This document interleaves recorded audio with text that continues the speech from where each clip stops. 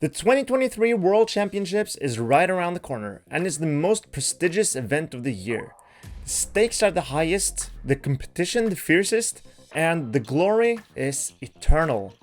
In this video, I will declare the 10 biggest favorites to win the Pokemon Go World Championships, as I view it. Last year was the first time Worlds was held outside of the US, when it was arranged in London, in England.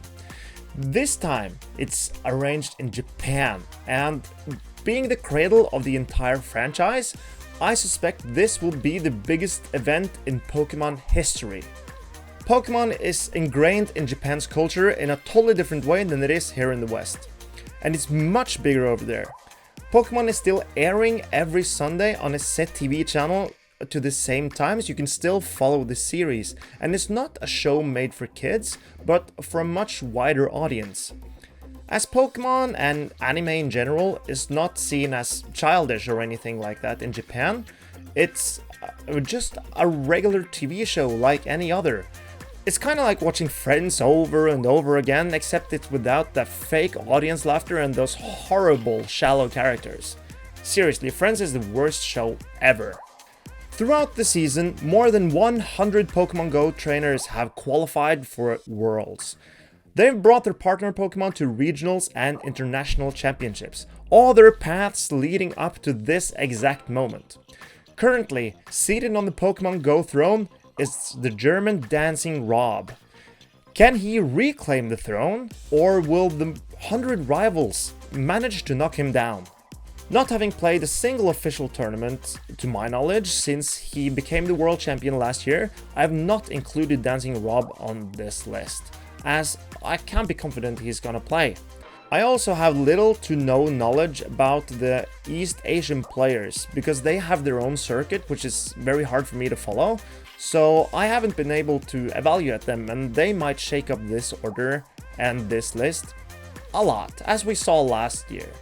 The last precaution I want to take before I go into the list is that the arguably best Pokemon Go player in history, though tactical, has said he's not going to Japan at all. If he was, and if he's playing, he would have made my list for sure and definitely challenged for the title, but as he's saying that he's not going to play, I have not brought him in here as well. But with that out of the way, let's take a look at number 10. With a play Pokemon legacy as good as any, Lurgan Rocket won the first ever regionals in Liverpool in 2022. His core-breaking approach to team building took him all the way to 4th place at Worlds last year. Opponents often does not know how to react to Lurgan Rocket's teams, and his attention to detail in individual matchups are rivaled by none, making him an incredibly tricky opponent to play. His bag of surprises makes him the 10th biggest favorite to take home the grand prize. Number 9 has been a controversial player previously. In my opinion, his playing style is the most controversial thing about him, and the player is Doombug97. I've never been able to understand the choices he makes during battles, and he always finds his own way to play against the most effective tactics available. With his unconventional style comes great results as well. He won Arlington Regionals with a bracket reset, he made top cut in Hartford, and was number 1 on the Global Sylph leaderboard in Season 3, among a lot of other impressive achievements. That's why I put him on number 9. Even though he spent more time casting events recently, every time he has competed this season, Inadequance has made top cut.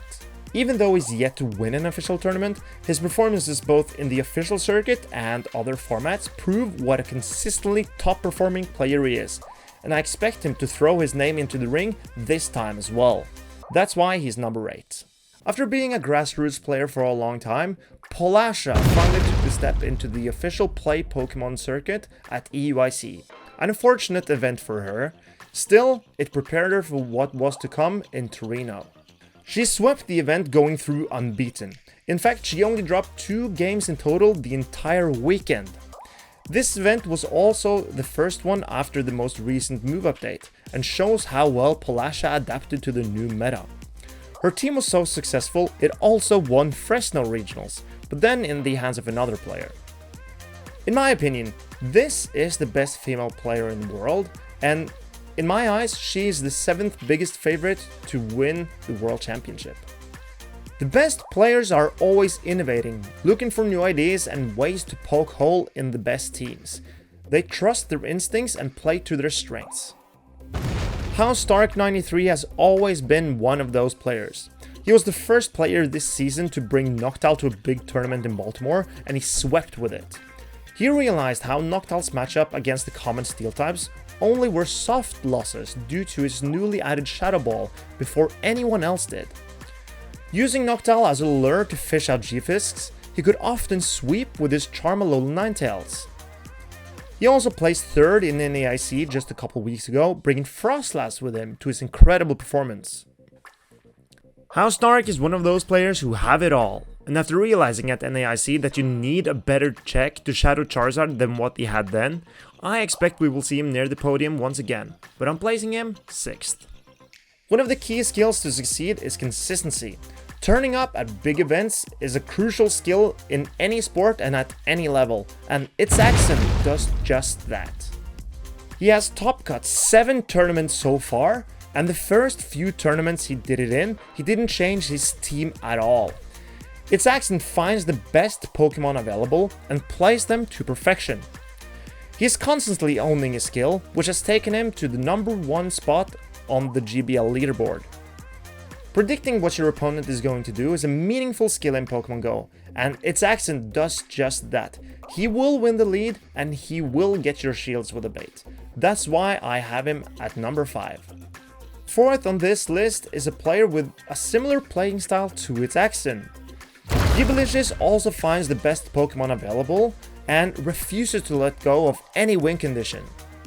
He's an expert at making the correct calls during games, either if it's predicting backlines or getting sack swaps at illogical times.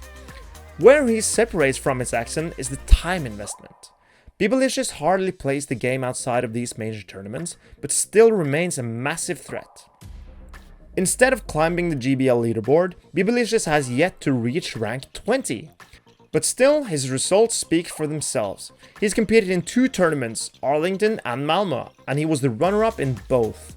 He was also back-to-back continental champion in Europe, while hardly playing the game. With his instincts being superior to almost all players, I place him as the 4th biggest favorite to win Worlds. Before we go into the top 3, I quickly want to mention some players that unfortunately did not make the list, but I still see them as dark horses able to make a run for the title. Rise to Occasion is one of the best players in North America, and he has several top cuts behind him. He's extremely experienced and knows every matchup he plays down to every detail. But sometimes he plays it a bit safe and might get too predictable. Still, he can easily make a run for the title. Tying Rise to Occasion's results in Worlds last year is the player from the APAC region with the biggest claim to fame of them all, Valiant Vish. Watch out for the danger from down under. And the names just keep coming. JW Naldo won LAIC with a very unique team. Danky-chan has been number 1 on the GBL leaderboard and had an amazing run in Malmö that I covered. Elam only has runner-up finishes. Dial-Up Churn won Continentals this year and he won Vancouver. Tonton Batus won the UIC. Hot Pocket winning Peoria, 23 EJB with his cracked runs. Auburn is an underdog, same with Rubik's Master and his Canine and Altaria core. I mean, there are so many names and I couldn't go on as well. But we go on into the top 3. The best current players can't just be measured on previous achievements, it's important to be in great form too. The 3rd placed player is exactly that. Coming from back-to-back tournament wins, Woodage won Hartford before becoming North America's international champion. The team he brought to NAIC had none of the 10 most used Pokemon in the tournament. Woodage brought Dugong and Quagsire to their first ever tournament wins, and did so in convincing fashion too. As I mentioned previously, being able to innovate to play to your own strength is crucial to succeed, and having cracked that exact code, Woodage is the 3rd biggest favorite to take it all.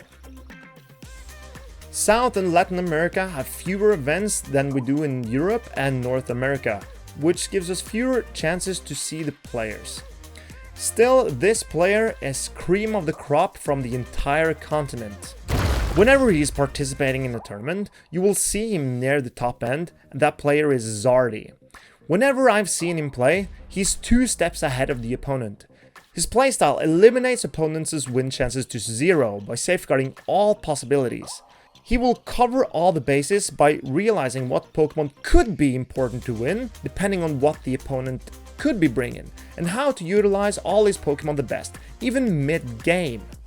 The Brazilian won the Natal Regional in Brazil in convincing fashion. He was the first player to win a tournament with Shadow Dragonair on the team, and he only dropped 2 games the entire run. Zardy also ended his Worlds run last year at an incredibly impressive 5th place, and he's only kept improving since. The South American community is very competitive, and I believe Zardy is the one who has the best chances to win Worlds, and I have placed him 2nd. I had a revelation when I saw Human Catcher Bug's performance at Liverpool Regional. He was the first player to bring Shadow Charizard to a tournament, and he did so well, it's become his signature Pokemon. He also only dropped 2 games the entire run, which was to the same player, but he turned it around and won 3-2. But if anyone mentions Shadow Charizard, we all think about Human Catcher Bug. His attention to detail is unrivaled as well. Not a single nuance slip by him, making every turn count to his advantage. He keeps track of what the opponent's win con is throughout the game, making it impossible for opposition to surprise him. With his accurate gameplay, creative and thorough team building, and attention to detail, I see no other player with a better shot of winning Worlds than Human Catcher Bug.